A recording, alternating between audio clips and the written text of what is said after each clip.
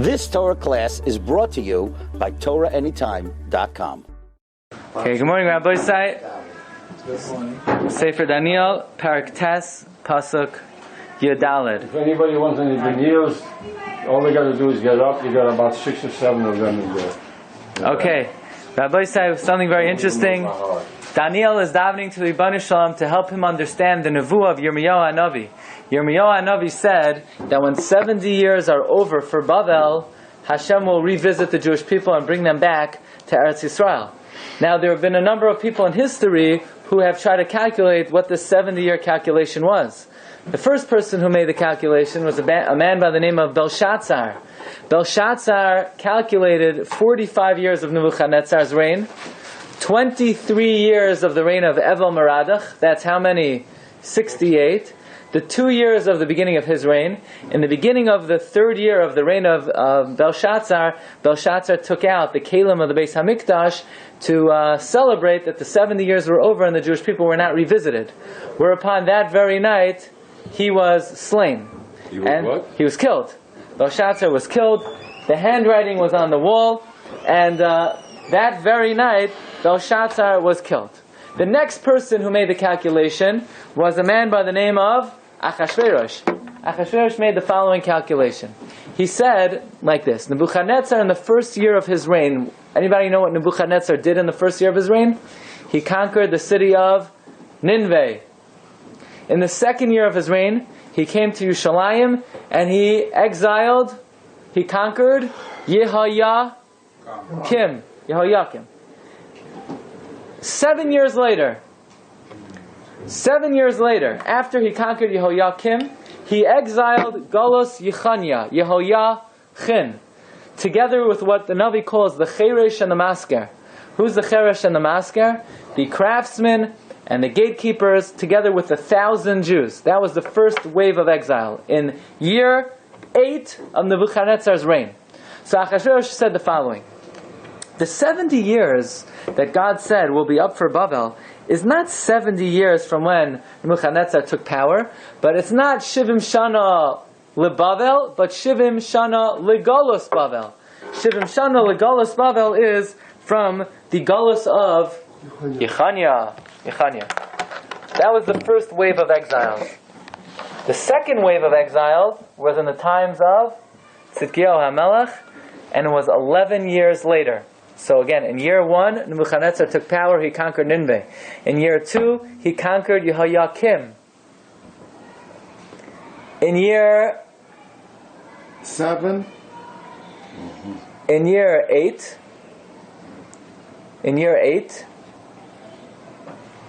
Nebuchadnezzar exiled Yehoiachin. He exiled Yehoiachin, and then that was it. Okay, so year 1, he ascended to power. Year 2, he conquered Yehoiakim. Year 8, he exiled Yehoiachin together with the Cheresh and the Masker. By the way, as part of the Cheresh and the Masker, you had many Talmidei Chachamim. The Gemara says Cheresh and Masker is a symbolic word. It refers to all the Talmidei Chachamim that Nebuchadnezzar exiled to Bavel. 1,000 Talmidei Chachamim.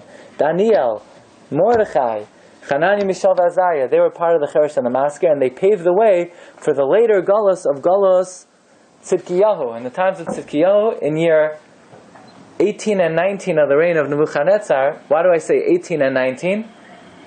It was 18 from when he conquered Yehoiakim, which was 19 from when he ascended to power. Okay, so now take a look in Pasuk Yud Gimel. Okay. Now Achashverosh actually did a better job than Daniel. Yeah, he made his calculation, he made a party too, right? He made a party. Because Achashverosh said, Belshazzar was off by how many years? 8 years, because Belshazzar calculated from when Nebuchadnezzar rose to power. But he made a mistake. It was not from when he rose to power, it was from the Golos Yehoiachin, which was 8 years later. So Megillah opens up with the party. Yeah, Megillah opens up with the party, yeah. So that was Achashverosh's calculation. Daniel's calculation was 70 years from when Nebuchadnezzar rose to power. So he was not even as advanced as Achashverosh in terms of understanding the Nevuah. So what Daniel is so disturbed about is that the 70 years are over and nothing's happening, nothing doing. So if you look in Pasuk Yud Gimel, Kasher Kosav B'Saras Moshe, as it's written in the Torah of Moshe, is Kol Wasn't Daniel the correct assessment? No. If it was 7 years, that means from Yechanya, from Golus Yechanya. But he didn't realize it was from Galus Yichanya. He said 7 years from the 70 years from Nebuchadnezzar. From when Nebuchadnezzar started? This is before the Purim story even. This is even before the Purim story. From when Nebuchadnezzar started? Yes, 70 years. So he made the same assessment Basically as Belshazzar. Basically. Now, why didn't he learn from there? Belshazzar was killed. Belshazzar was killed. Now Daniel's not throwing a party. Belshazzar threw a party, but Daniel is disturbed that he doesn't understand the pshat. Obviously Belshazzar was wrong, but Daniel doesn't understand why. Okay, how do we know this? Because in the beginning of the Perek, he says in Perek Tes Pasuk Aleph, Daniel says, "Ani Daniel binoisi basfarim." I, Daniel, contemplated the Sfarim, which means he made a mistake. The Gemara Megillah says, from here we see that Daniel was in error. Daniel made a mistake. Okay. So, Yehoiachin and Yehoiakim, these are kings that... Yeah, Yehoiakim, and then the next king was Yehoiachin. Jewish king. Yeah. Who is the final king of Klal Yisrael? Tzidkiyahu. Fine. So let's see Pasuk Yud Gimel, and then we're going to get right into it. Kasher Kosav B'Saras Moshe. As it's written in the Torah of Moshe, is Kol Hara Hazois Ba Aleinu. All of this evil befell us. V'loi Chilinu as Pnei Hashem Leikeinu. We did not besiege the face of Hashem our God. Lashuv me'avaynenu, to return from our sin, ulahaskel ba'amitecha, and to comprehend your truth. In other words, Daniel is saying that as the Torah in fact predicts, as the Torah predicts what is going to happen to us, it has happened to us. And we did not besiege your face to do tshuva and to understand the Torah. Now look in Pasuk Yadalit. Vayishgoyed Hashem, God hastened al hara, the evil. Vayiviyeha aleinu, and He brought it upon us. Ki tzaddik Hashem leikeinu, because God is righteous. Al kol ma'asav, in all of His actions, asher asa, that He did. Belai shamanu b'kailai, we did not listen to His voice. So listen to what the pasuk is saying. God hastened to punish us. Why? Because He's righteous. Now how does that follow? Because God is righteous, He hastened to punish us? Sounds like if God wasn't righteous, He would have punished us much more far off. But because He's righteous, He hastened to punish us. What's the logic of that? How does that make any sense? So the Gemara in Masechta Sanhedrin, we have a sheet over here, pass it out. The Gemara in Sanhedrin, and Daf Lamed Ches Amud Aleph, asks this question. The Gemara wants to know, what do these words mean that Vayishgoyed Hashem al hara, God hastened to bring the evil? Why? Ki tzaddik Hashem, because God is righteous. What's the logic of because God is righteous, He hastened to bring the evil? So Gemara Masechta Sanhedrin tells us two pshatim in this pasuk. Okay? Amar Rav Chisda, Amar Mar Ukva, Ba'amri La, Amar Rav Chisda, Darish Mari Bar Mar. Ma'idich, what does the pasuk mean? Vayishgoyed Hashem al hara, God hastened the evil. Vayiviyeha aleinu, and He brought it upon us. Ki tzaddik Hashem leikeinu. Frek the Gemara, Mishum de tzaddik Hashem, because God is righteous. Vayishgoyed Hashem al hara, vayiviyeha aleinu. God hastened the evil and He brought it on us. What's the logic of that? How does that follow? Everyone have a sheet? Yeah, pass around the sheets. One more. Here. You need one more? Oh. Here, pass it down. What's the logic of that? Says the Gemara, yes. In Tzedakah Asa Kadosh Baruch Hu in Yisrael, God did an act of charity with Klal Yisrael. Shehiktim Galos Tzidkiyahu, God hastened the exile of Tzidkiyahu v'od Galos Yechanya Kayemes, when the old Talmidei Chachamim who were exiled 11 years early in the times of Yechanya were still alive. It says by the Galus of Yechanya. Again, the Galus of Yechanya happened in year 8 of the Babylonian Empire. The Galus of Tzidkiyahu happened in year 19 of the Babylonian Empire.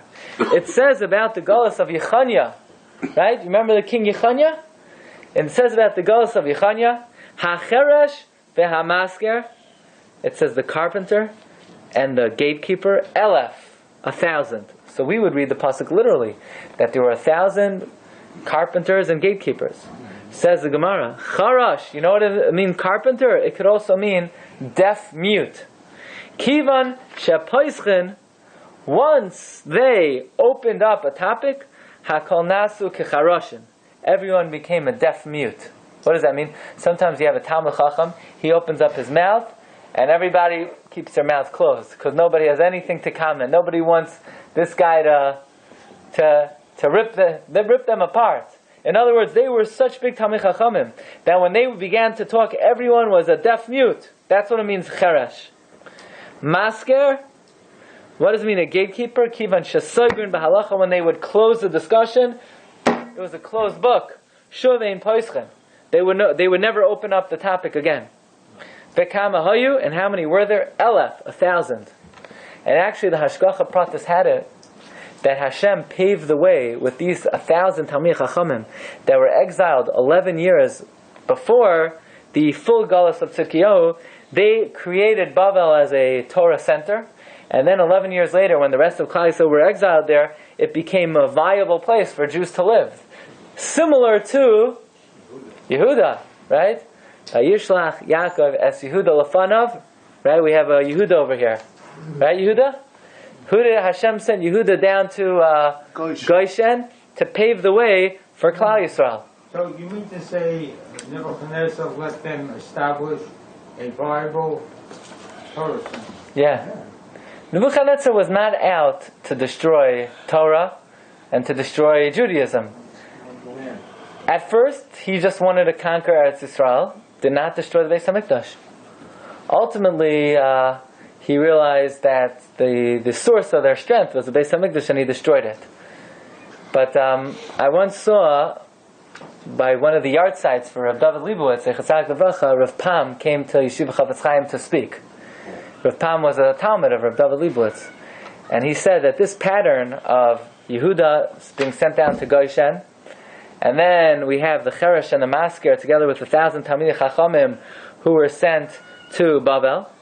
That repeated itself in the story with the Arba Shvuyim, the 4 captives. You had 4 Rishonim who were traveling on a boat, and they were captured by pirates. And the pirates ransomed them to 4 different communities, to Rabbi Chial in Italy and Paris. And because of this incident, you had 4 Rishonim innocently traveling. It established 4 viable Jewish communities throughout Europe, and that they sort of paved the way for the expansion of these kehilos. And then he extended it to Rav David Leibowitz, who came to America in the early 1900s to build Torah for the... Yeah, but most of Europe didn't want to come.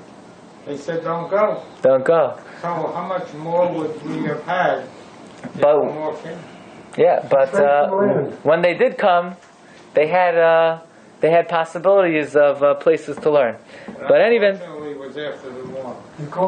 this was the important episode of the Cheresh and the Masker, together with 1,000 Talmidei Chachamim were exiled in the times of Yechanya. Okay.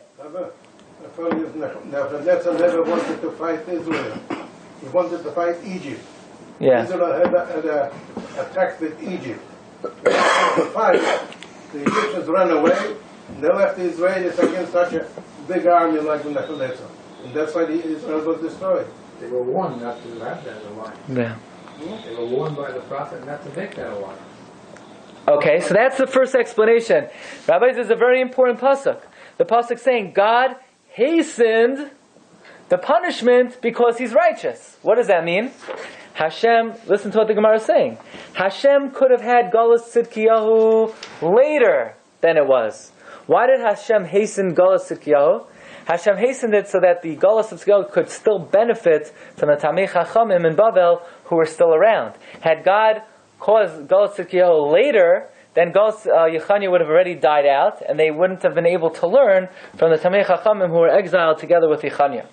The second explanation of the Gemara is, Ula Amar, what does the pasuk mean that because God is righteous, He hastened the exile? Shehiktim shtei shanim levinoi shantem. God preceded the exile 2 years earlier than the number of vinoi shantem. What does this mean? The pasuk says, we learned this on Tisha B'Av, Kisoylid banim uvnei banim. You'll have children and grandchildren. Vinoi shantem ba'aretz. You'll be old in the land. V'hish chatem. You will be corrupt. Ba'asisem pesel tmuna askal. You will make graven images. Ba'asisem hara b'nei Hashem lekach lahachisai. Ha'idoisi b'chem hayoim. Ki avoid toivedun maher. God says when that will happen, I will utterly destroy you quickly. So the Gemara understands that to mean that if the Jewish people will be in the land of Israel, the number of years, Keminyan Vinoi Shantem, then Hashem will have to destroy us. Now what is the gematria of Vinoi Shantem?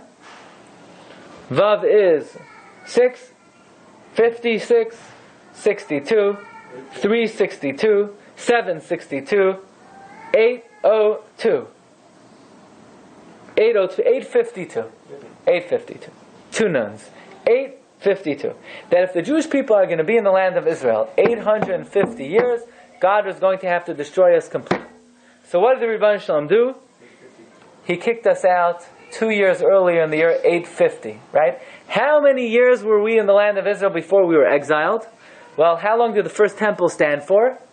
410 years. How long were we in Eretz Yisrael before the Beis HaMikdash was built? Well, the pasuk says in Navi that Shlomo HaMelech built the first Beis HaMikdash 480 years after we were redeemed from Egypt. Now we know we were not, for those 480 years, we weren't in Eretz Yisrael the whole time. 40 years were in the Midbar. So 440 in the land before the temple, 410 the temple stood. We were in Eretz Yisrael 850 years before we were chased out. Because had we been there for 2 more years, we would have been utterly destroyed. As to Chumash Hadeshen, wouldn't that be contrary to the promise that Kodesh Baruch Hu made that He was never going to destroy Bnei Yisrael? That's why He had to exile us 2 years early. No, but it says Ki ovei tovedun, and that doesn't jive with. Right. So how did Hashem get around that? He got around it by kicking us out early. Right. Now the Chumash Hadeshen says, we were gypped off.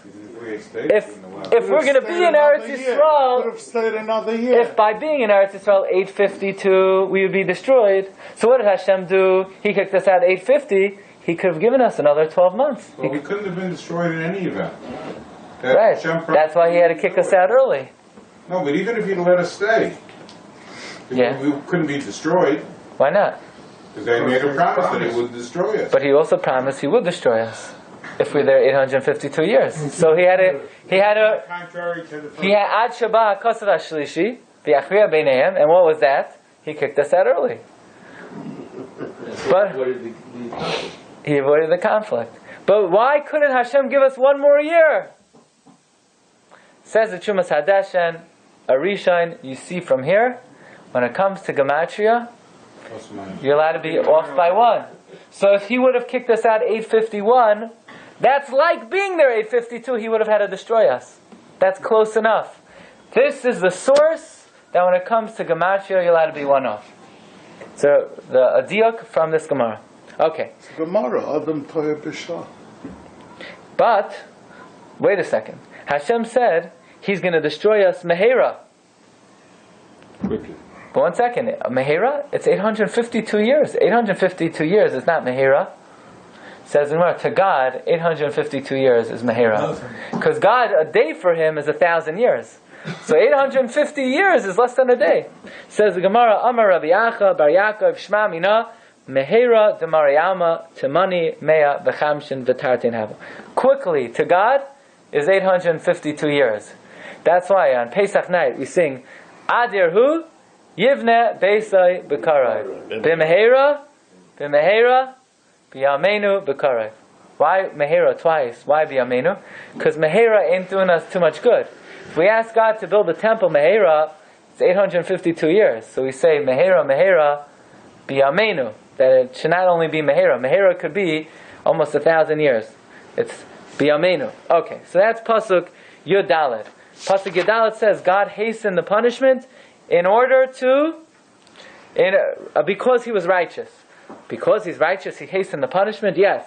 Either for the Galus Tzidkiyahu to benefit from Galus Yahayachin, or so that we don't come to the period of B'nai Shantem. Okay, the Pasuk continues, Pasuk Tesav. V'yata Hashem Elokeinu. And now, Hashem our God. Asher Haitzesa Es Amcha. You took out your people, Me'eretz Mitzrayim, from the land of Egypt. B'yad Chazak, with a strong hand. Now when God took us out from Egypt, were we righteous? Were we deserving? Were we worthy? No, we were on the 49th level of Tumah. And nevertheless, you did it, Hashem. V'atas l'chashem. You did it because you made for yourself a name, Kayom Hazeh, as of today.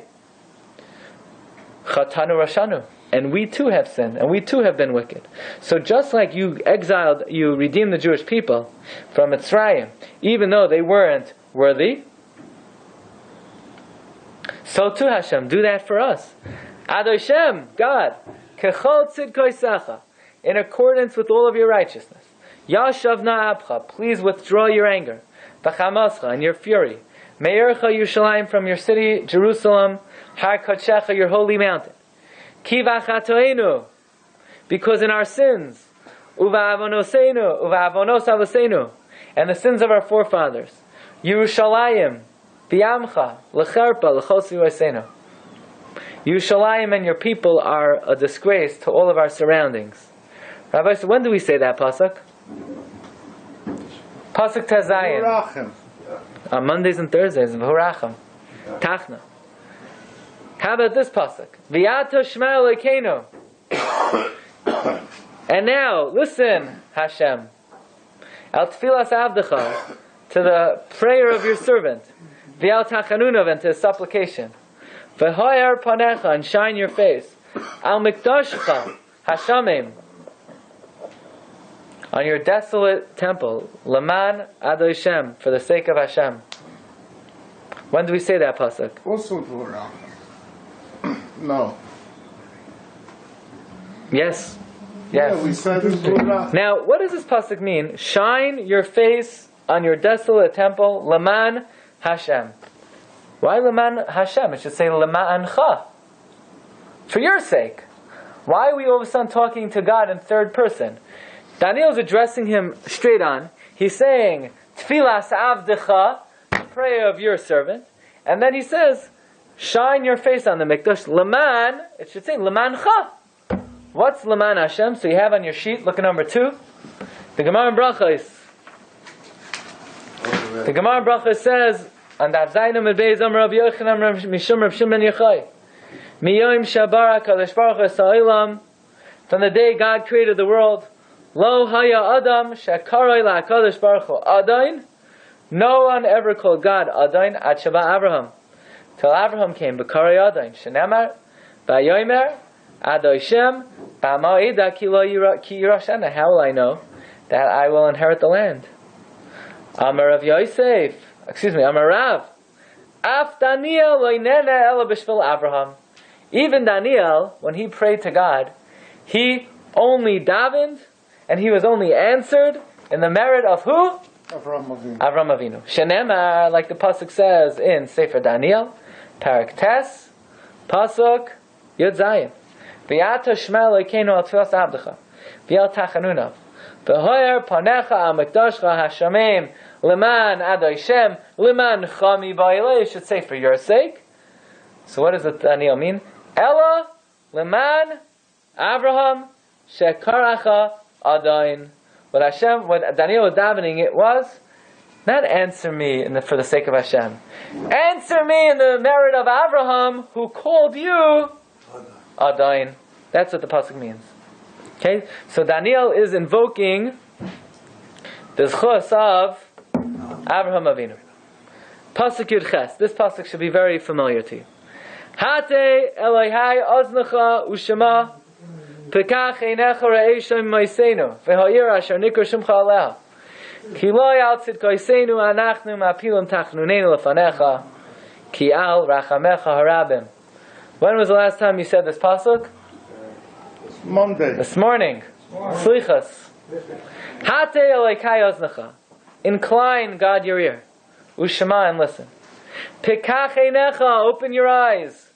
Urei shaimim ma'aseinu, and see our desolation. V'ha'ir asher nikra shimcha aleha, and the city that your name is called upon. Ki lo ya'al tzidkoiseinu anachnu ma'apilim tachneinu lefanecha. It is not on account of our righteousness that we throw down our supplication before you. Ki al rachamecha harabim. It's because of your abundant mercy. Adoshem Shema, God, listen to our supplication. Adoshem Slacha, God, atone. Adoshem Akshiva, Hashem, be attentive. Va'aseh, and act. Fulfill our request. Al ta'acher, don't delay. L'mancha Elokai, for your sake, God. Ki Shimcha Nikra, your name is called. Alecha, on your city. V'alamecha, and on your people. Now, Rabbi said, going back to Pasuk Yerches, Rashi points out that the words Re'ei Shaimim Ma'aseinu V'ha'ir could be read together. See our desolation, but the word Shaimim Ma'aseinu could be connected to the word V'ha'ir. In other words, Shaimim Ma'aseinu V'ha'ir, the desolation of the city. Okay. Pasuk Chaf. Daniel continues. V'oid ani medaber. Daniel says, I speak further. Umispalel, and I pray. Umisvade, and I confess. Chatasi, my sin. V'chatas ami Yisrael, and the sin of my nation Israel. Umapil tchinasi l'fnei Hashem Elokai, and I cast down my supplication before Hashem my God. Al har kodesh Elokai, on account of the holy mountain of my God. Rashi says, on account of the mountain of the house of Hashem, the Beis HaMikdash.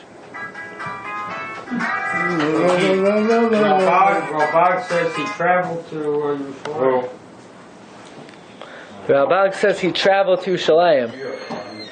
Wait, at this point? He suggested He was praying on the actual mountain. he was rendered on the unusual way on. He traveled to Yerushalayim to pray on Har Maria. Mm-hmm. Okay. Because the prayer would be more likely answered. Mm-hmm. Okay, very interesting. Pasuk Chav Aleph. V'oid ani medaber b'tefillah. I continued to pray. So, it comes out, how many times did Daniel pray?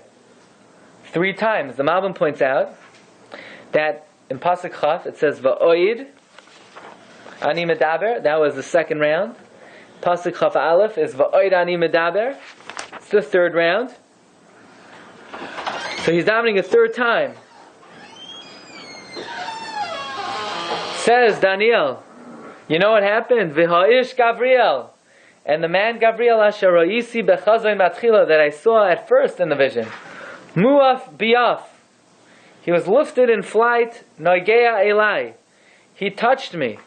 Ke'es minchas arev, at the time of the offering of the evening. What's minchas arev? The time of the Tamid Shel Ben Harabayim. Now it's very interesting that Tosfos in Arvei Psachim, Tosfos asks a very important question. What does mincha mean? What does mincha mean? Mincha refers to what? Afternoon prayer. Sun setting. What does the word mincha mean? Go to the west. A meal offering. A meal offering. Mincha is a meal offering. So Taisus wants to know, why is Tfilas Mincha called a meal offering? Is there a psachim here? Yes, right over here. Yeah, they're learning the doctrine. Oh. So mincha, what does the word mincha mean? Mincha means meal offering.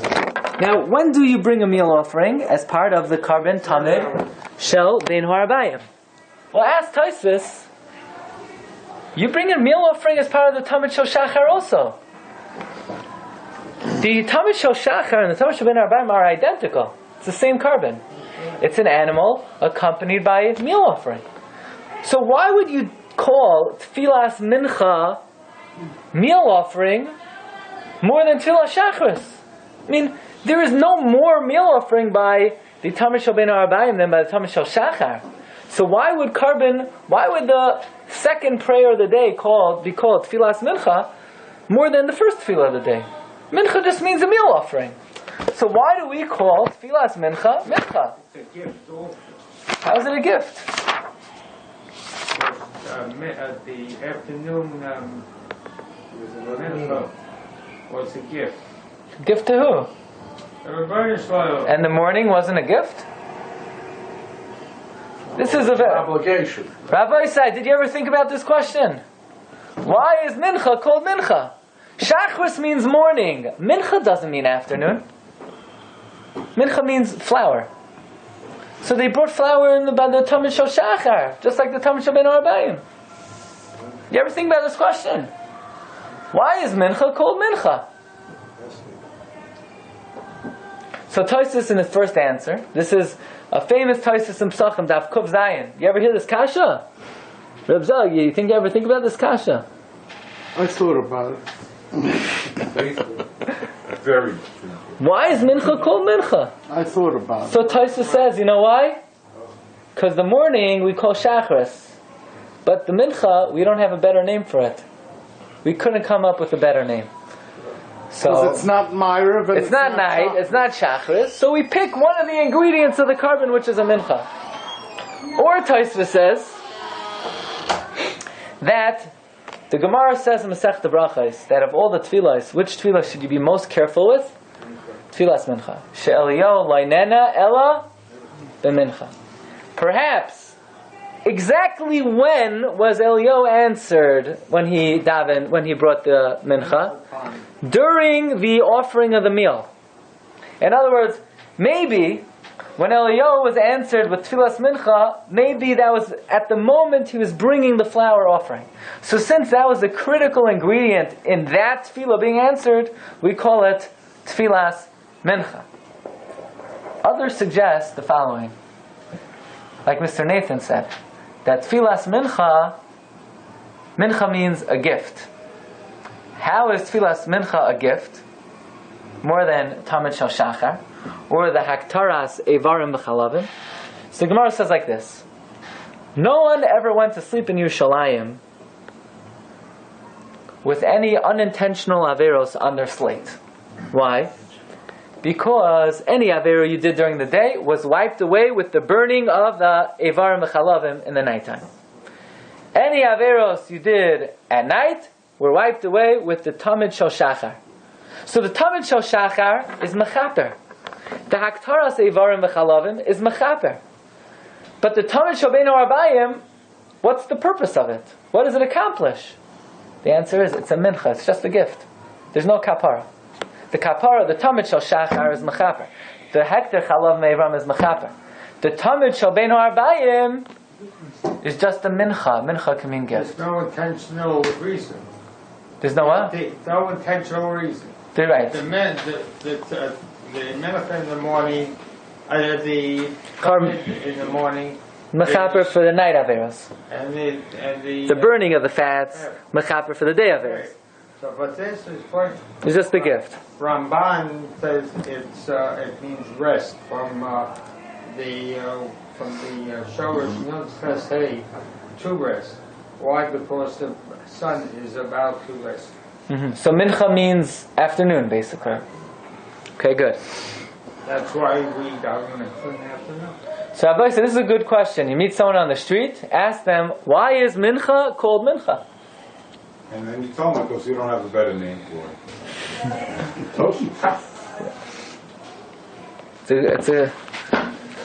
Okay, let's continue.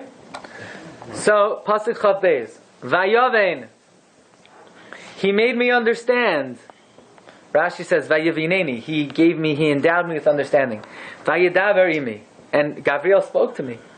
Vayoymar, and he said, Daniel, Ato yatzasi, now I have gone out, lehaskilcha bina, to make you comprehend understanding. Betchilas tachanunecha, at the very beginning of your supplication. Yatsa davar. the matter has come to me to explain. In other words, Daniel, you should know that your tefillah was so potent that as soon as you started davening, Hashem already gave me the answer. Like we're going to say today, Terem Nikra, Baniene. Even before we call out, you're answered. Bani Basi Lahagan, I have come to tell you, Ki Chamudai Sata, that you are very beloved. Does that expression sound familiar? Yeah, I think you said today, Daniel ish chamudais shiva lefanecha. Where is Daniel called chamudais, beloved? This pasuk. By the way, Daniel is called chamudais 3 times in Sefer Daniel. So the Gabriel tells Daniel, you are chamudais, you are beloved. Ubin badavar, understand the word. Vehavein bamare, understand the vision. Now the davar, what does davar refer to? The prophecy of Yirmiyahu that we would be in Babel for 70 years is referred to as a davar, because it says Haya Devar Hashem El Yirmiyahu Hanavi. So the Gabriel is telling Daniel, Bin ba davar, understand this nevuah, understand the prophecy. And now we get to a very mysterious pasuk. Shavuim Shivim. For 70 weeks, Nechtach, it has been decided, Al Amcha, on your nation, V'alir Kodshech, on your holy city, L'chalei HaPesha, to eradicate the evil, Ule Haseim Chata'is, and to remove sin, Ulechaper Avain, and to atone for iniquity, Ulehavi Tzedek Eilamim, and to bring eternal righteousness, Bilachtaim Chazain V'navi, and to seal vision and prophet, V'lim Shayach, and to anoint Kodesh Kadashim. Now, what in the world does this mean? What are these 70 weeks? So, most of the Mefarshim learn 70 weeks means a week of 70 years, which means 490 years. What's the significance of 490 years? From the time the first Beis HaMikdash was destroyed until the second Beis HaMikdash was destroyed is how many years? 490. Got it? 70 years of Bavel. How long did the second Beis HaMikdash stand for? 420. According to higher mathematics, what's 70 plus 420? 490. Very good. I hope you didn't eat your Wheaties this morning. 490. So what the Navi is saying is it's going to take another 490 years of atonement, which seems to indicate, like we've mentioned in the past, that the building of the second Beis HaMikdash was not a geula, was not a redemption. It was what Rabbi Bernstein likes to call a station, not a destination. Right? It was a temporary reprieve. It was a yache kala. It was strengthening themselves to be able to last through the galus. And the purpose of it was V'lam Shayach Kodesh Kadashim, to anoint the Holy of Holies. We know, in the times of the second Beis HaMikdash, there were 5 items that they didn't have in the first Beis HaMikdash. There were 5 things they didn't have in the second Beis HaMikdash that they had in the first Beis HaMikdash. What were they? The Arayin. They didn't have the Arayin in the second Beis HaMikdash. The Urim V'Tumim. They didn't have the Urim V'Tumim in the second Beis HaMikdash. The Eish Min HaShamayim. They didn't have in the second Beis HaMikdash. The Shechina. They didn't have in the second Beis HaMikdash. Ruach HaKodesh. They didn't have in the second Beis HaMikdash. And besides those 5 things, they also didn't have something else. They didn't have the Shemin HaMishcha. Actually, already in the end of the first Beis HaMikdash, Yoshio HaMelech buried the Shemin HaMishcha. How was Chizkiyahu?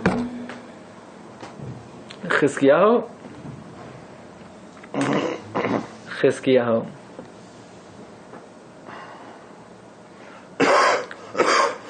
Chizkiyahu was before Yoshio. So Chizkiyahu, they had the oil. But from the time of Yoshio and on, the Kohen Gadol was not anointed with the Shemin HaMishcha. And that's when we had to know the difference of Ein Bein Kohen Mashiach L'meruba begadim. Ella, par helam davar shel tzibur belvad. The only difference between the Kohen Gadol who was anointed with the oil and the Kohen Gadol who was not was that you needed the anointing oil to bring the par HaMashuach. Okay, so Mirz Hashem, next time we will elaborate on this pasuk. We're up to again pasuk Chav Daled. Rabbi say, have an easy tinus. You've just experienced another Torah class brought to you by TorahAnytime.com.